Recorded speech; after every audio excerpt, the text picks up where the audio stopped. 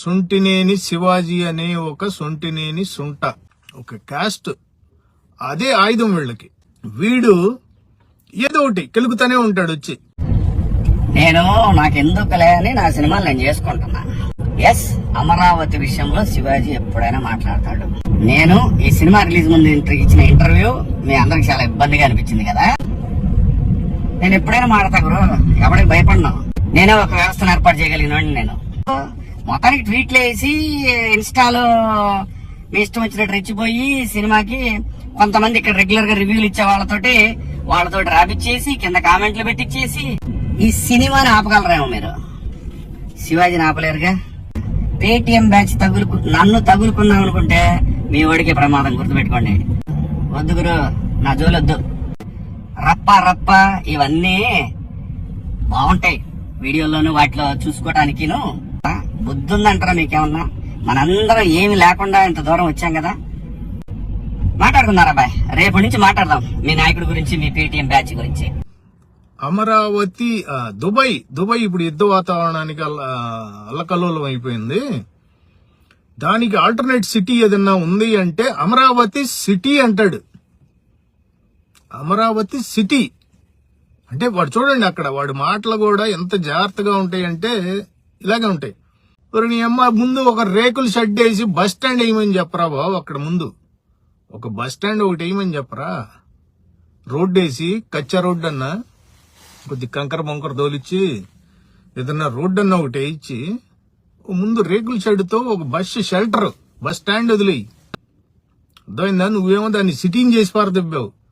అక్కడ ఏదో మ్యాప్ లో ఉంది హబ్బు, ఇక విమానాలు రాకపోకలో దిగుతున్నాయి, సర్వీసింగ్ అయిపోయి ఫార్ములా 1 రేస్ అనుకుంటున్నావు. నువ్వు నీకున్నది సినిమాలు ఏయో చేసుకుంటున్నావు, చేసుకో. అర్థమైందా?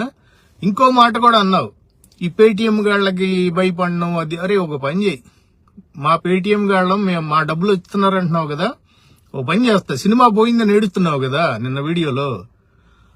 మా డబ్బులన్నీ, మాకు వచ్చిన పేటిఎం డబ్బులన్నీ నీకు ఇస్తాం. నువ్వు నీ పెళ్ళాన్ని పిల్లల్ని పోషించుకో వచ్చి, ఓకేనా?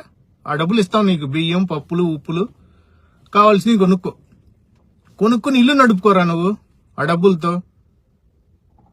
అరే యదవా, నిన్న నువ్వు వచ్చి ఏడ్చేదాకా నువ్వు ఒక సినిమా రిలీజ్ అయింది నీదనే సంగతి కూడా ఎవరికీ తెలియదు. ఇక్కడ రాష్ట్రంలో ఎవరికీ తెలీదు, ఆ సినిమా తీసిన వాళ్ళకి తప్ప. నువ్వు ఒక సినిమా చేసావు నిన్న, అది రిలీజ్ అయింది అనే సంగతి నువ్వు నిన్న వచ్చి ఏడ్చేదాకా ఎవరికీ తెలియదు. అది నీ సినిమా పరిస్థితి. మేము వచ్చి దాని మీద బ్యాడ్ రివ్యూలు రాసామా? అసలు సినిమా రిలీజ్ అయిన సంగతే తెలియదురా అంటే బ్యాడ్ రివ్యూలు రాసేది ఏందిరా? నువ్వేమన్నా ఆస్కర్ లెవెల్లో సినిమా ఏమన్నా తీసావింది? ఒక 100 కోట్లు 500 కోట్లు పెట్టి నువ్వు తీసిందే థర్డ్ క్లాస్ సినిమా, లో బడ్జెట్ సినిమా. మొత్తం కలిపితే 1 కోటి రూపాయలు కూడా అయిందో లేదో తెలీదు. దానికి మళ్ళా మేము వచ్చి రివ్యూలు రాసి సినిమా బాగాలేదని చెప్పామంట. నువ్వు నీ బతుకు చెప్తా ఇన్నొకసారి. నువ్వు ఎక్స్ట్రాలు మాట్లాడుకు. నీ సినిమా లేదు. ఇప్పుడు మొన్నటిదాకా వీడు ఫస్ట్ ఏం చేశాడంటే ఆడి నుంచి పారిపోయి వచ్చాడు, ఊళ్ళోంచి పారిపోయి వచ్చాడు. వచ్చి ఇక్కడ చేరాడు జెమినీ టీవీలో. అయిపోయింది, డబ్బింగ్ ఆర్టిస్ట్కి వచ్చాడు. వాళ్ళని పట్టుకున్నాడు మెల్లిగా. ఏదో సినిమాల్లో పాత్రలు చేసుకున్నాడు, బానే ఉంది. ఏదో సొల్లు కామెడీ, థర్డ్ క్లాస్ సినిమాలు అవి కూడా థర్డ్ క్లాస్ బూత్ సినిమాలు ఇటు చేసింది. సరే, మనకెటు ఆ కులం అనే ఆయుధం ఉంది కాబట్టి 1-2 డైరెక్టర్లను వీళ్ళ కాళ్ళు పట్టుకుని ఎట్టకు మొత్తానికి చేసుకున్నాడు. కొద్దిగా 1-2 పెద్ద సినిమాలు చేశాడు. పెద్దవి అంటే వీడి ముఖానికి ఒక 1 కోటి రూపాయలు బడ్జెట్ అనమాట. అది పెద్దవి అంటే అంతే. సో వీడు ఫస్ట్ బీజేపీలో చేరాడు, తెలుసా మీకు? పోటుగాళ్లాగా 14 టైంలో 2014 ఆ టైంలో బీజేపీలో చేరాడు, వెళ్ళాడు ఏదో పొడి చేద్దామని. అది అయిపోయింది ముచ్చట. అది అయిపోతే తర్వాత 2014లో కొద్దిగా బ్రీఫ్ టైం ఉన్నాడు బీజేపీలో. తర్వాత వచ్చేసాడు బాబు గారు ఇక్కడ గెలవగానే ఇటు వచ్చాడు. ఈడేదో పెద్ద పోటుగాడు అని చెప్పి వాళ్ళకి తెలియక పక్కన కూర్చోబెట్టుకున్నారు. గరుడ పురాణం అని చెప్పి ఈడో బోర్డు మీద వేసి మ్యాపులు వేసి గీసి అంతా హడావిడి. అంటే ఏం లేదు, ఊరికే కొద్దిగా సినిమా యాక్టర్. మన దగ్గర ఆ ఎర్రి తెలుసు కదా, టీవీ సీరియల్లో యాక్ట్ చేసేవాడికి కూడా అంతే గోల ఉంటది. వాడంటూ కూడా ఎర్రి బాగులోలాగా పడతానే ఉంటాం. వాడేడన్నా కనపడితే రోడ్డు మీద. నిన్న రాజేంద్ర ప్రసాద్ గారిని చూసాం అక్కడ ఫంక్షన్. ఆడ అసలు ముఖం ఎంత చిరాకు పెట్టాడు తెలుసా, ఒకటి తోసేస్తా. అసలు మనం మామూలుగా కూడా అసలు ఎంత చిరాకు పడినా అంత ఎక్స్ప్రెషన్ ఇవ్వలేము, అలాంటి ఎక్స్ప్రెషన్ పెట్టాడు రాజేంద్ర ప్రసాద్ గారు. సో ఈడు అలా ఉండి మెల్లిగా గరుడు పురాణంతో చేరాడు, అంతా అయిపోయింది. వీడికి మిత్రుడు ఎవడంటే మంచి TV9 రవిప్రకాష్ గారు. రే శివాజీగా గుర్తుపెట్టుకో, నీకు TV9 రవిప్రకాష్ గారి జీవితం ఒక్కసారి గుర్తుపెట్టుకో. వాడి జీవితం ఎలా సంకనాగిపోయిందో నీకు తెలుసు. దగ్గరుండి వాడిని సంకనాగిచ్చింది కూడా నువ్వే సగం. ఓకే, వాడు పెద్ద పోటుగాడిని అని చెప్పి నా అంతటోడు లేడనుకున్నాడు. వాడిని తీసి ఎత్తి కొదేస్తే యూట్యూబ్ ఛానల్ నడుపుకుంటున్నాడు ఇప్పుడు. అర్థమైందా? ఇన్ని వాడికి ఇన్ని సదుపాయాలుండి, అంత డబ్బుండి, అన్ని ఫ్రాడులు చేసినా, వాడికి చంద్రబాబు నాయుడు గారి హస్తం వాడి నెత్తి మీద ఉన్నా వాడి టీవీ ఛానల్ ఓపెన్ చేయలేకపోతున్నాడు తెలుసా. ఇంకోటి కూడా ఉందలే, వాడిని ఇప్పుడు కొత్త ఛానల్స్ కి పర్మిషన్ లేదు. సో వాడి వల్ల గాట్లా వాడు బుక్కా పకీరైపోయి తిరుగుతున్నాడు యూట్యూబ్ ఛానల్ పెట్టుకుని. నీకు అక్కడ రూపాయి లేదు. 2024, 2025 మధ్యలో 8 రోజులు రే శివాజీగా 8 రోజులు అప్పు చేయకుండా బతికిందంట ఆంధ్ర రాష్ట్రం. తెలుసా నీకు? అప్పు లేకుండా ఉన్నది 8 రోజులంట. 9వ రోజుకు మళ్ళీ వెళ్ళిపోయారు అప్పుకి. అది చంద్రబాబు గారి రికార్డు, సంపద సృష్టి. నువ్వేమో అమరావతి సిటీ అంటంటవి, హబ్ అంటంటవి. ఎక్కడి నుంచి హబ్బు అర్థం కాదు మాకు. నువ్వు ఇంత ముందు కూడా ఏదో ఊరేసుకుంటాను, అది వేసుకుంటాను, ఇది వేసుకుంటాను అన్నావు, అయిపోయింది. మళ్ళా ఫ్రెష్ గా ఓకే, ఈ 5 ఏళ్లు వాడు పేటరీకిపోయాడు. ఓకేనా? వైఎస్ఆర్సీపీ ఉన్నంత కాలం కామ్ అయిపోయాడు. ఈ మధ్యలో వాడు చేసిన చిన్నలు ఏంటో తెలుసా? ఈ TV9 రవిప్రకాష్ గారితో కలిస్తే వీడి మీద పోలీసులు రిజిస్టర్ చేశారు, క్రిమినల్ కేసు ఒకటి రిజిస్టర్ చేశారు. దేనికో తెలుసా? అది TV9 మీడియా కంపెనీ డిస్ప్యూట్ లో he was accused of forgery, cheating and criminal conspiracy. Okay, నీ మీద వేసిన కేసులు అయ్యి. TV9 నెట్వర్క్ అది అమ్ముతుంటే దాంట్లో నువ్వు చేసిన హడావిడికి నీ మీద వేశారు మొత్తం ఈ కేసులన్నీ.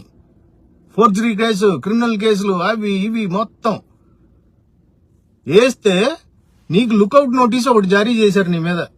అది నీ హిస్టరీ ఎదురబ్బాయ్. నువ్వు ఇక్కడికి వచ్చి రాత్రి ఏదో కథలు చెబుతున్నావు కారులో కూర్చుని.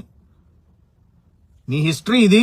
నీ మీద క్రిమినల్ కేసులు పెట్టారు. నువ్వు పారిపోదామని చెప్పి అమెరికా పారిపోతుంటే నిన్ను పట్టుకుని నీకు అప్పటికే నోటీసులు అయ్యి పంపితే నువ్వు అటెండ్ కాకపోతే తప్పించుకుని తిరుగుతా యుఎస్ పారిపోదామని చెప్పి ఒక ఫైన్ మార్నింగ్ బయలుదేరితే అక్కడ వాళ్ళు అలర్ట్ చేశారు ఎయిర్పోర్ట్ లో అథారిటీస్, వీడు వెళ్ళిపోతున్నాడని. వాళ్ళు వచ్చి పట్టుకుని మళ్ళీ లోపలేసి నిన్ను కాసేపు కూర్చోబెట్టి అన్ని కడిగి నిన్ను మొత్తం ఏం చేస్తున్నావురా, ఎందుకు వెళ్తున్నావు, నీ మీద లుకౌట్ నోటీస్ ఉంటే ఎందుకు అటెండ్ అవ్వలేదు అని అన్ని అడిగి అప్పుడు నిన్ను వదిలేరు.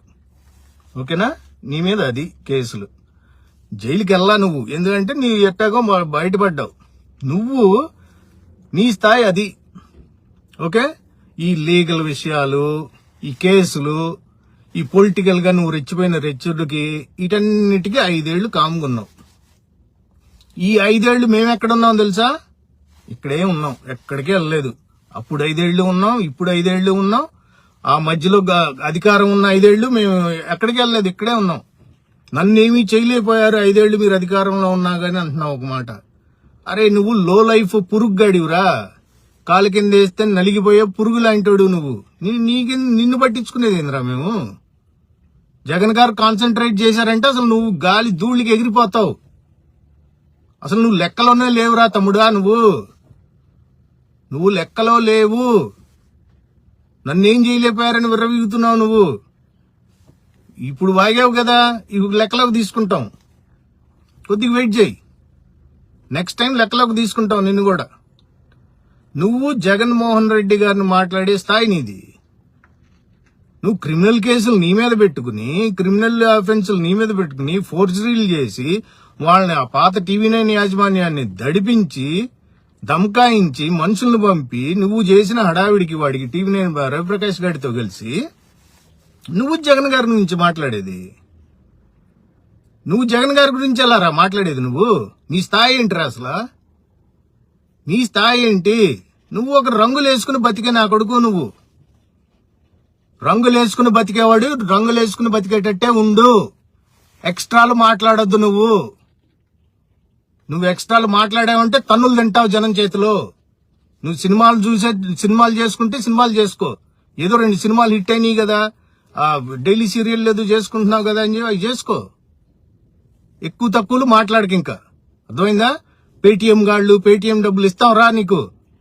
ఎవడో టికెట్ వేస్తే అమెరికా పోయి నువ్వు ఎవడో బాడీ షాపింగ్ చేసుకుని ఎదవా చదువు సంధ్య లేని వాళ్ళంతా అక్కడ చేరారు, పోయి బాడీ షాపింగ్లు చేసుకుంటావు. వాడెవడో టికెట్ వేస్తే వెళ్ళి నువ్వు అక్కడికి వెళ్ళి నాటకాలు. మళ్ళీ నువ్వు వేసే నాటకాలు ఏందిరా?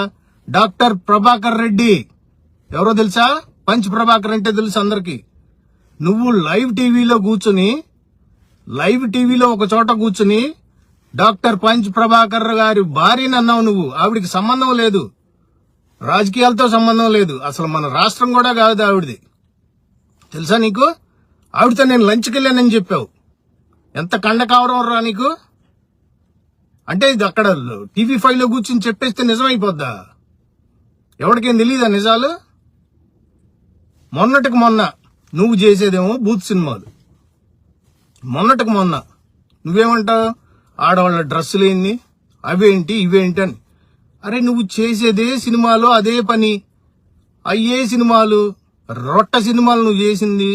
నువ్వు వచ్చి పెద్ద వీరేశలింగం పంతుల్లాగా ఇప్పుడు బట్టలు సరిగ్గా వేసుకోవాలి, ముసుగేసుకోవాలి, మొత్తం ఒళ్ళంతా కప్పుకోవాలి, ఇవన్నీ చెబుతున్నాడు. ఇంత సంస్కారవంతుడు ఇదే TV5 లో నిన్ను ఎవడో ఏదో ప్రశ్న అడిగాడని చెప్పి ఒక ప్రశ్న, వాడిని లకారాలతో నువ్వు తిట్టావు.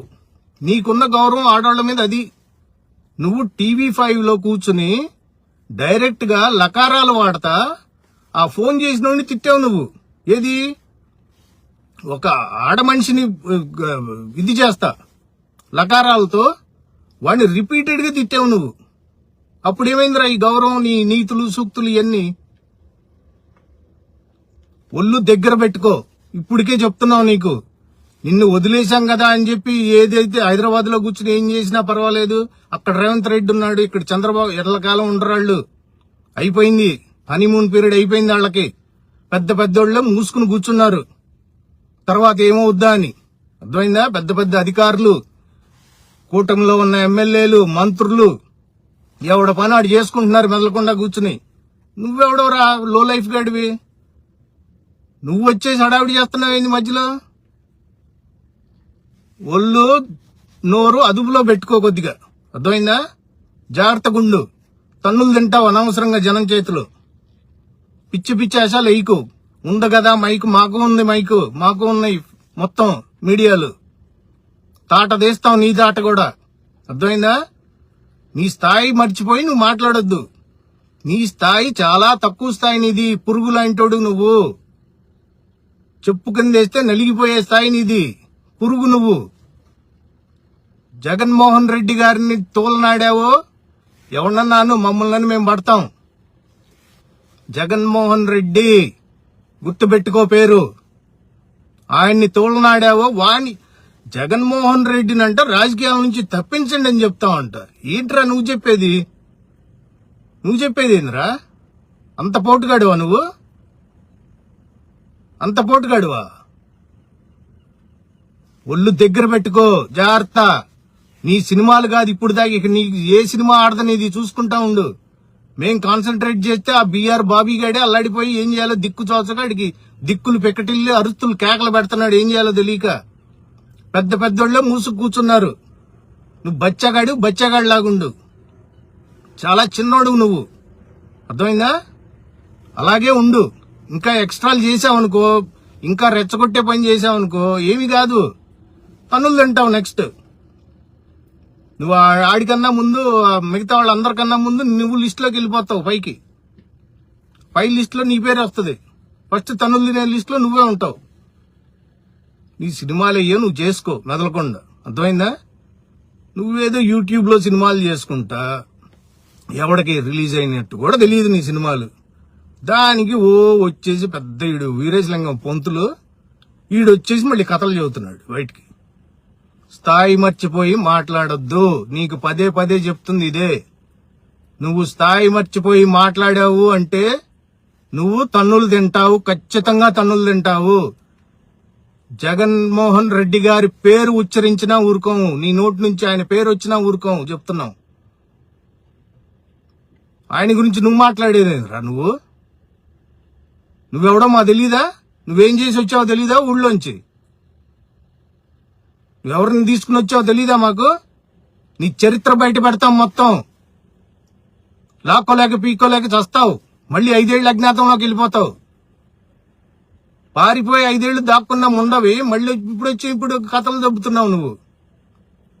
ఒళ్ళు దగ్గర పెట్టుకో, జాగ్రత్త.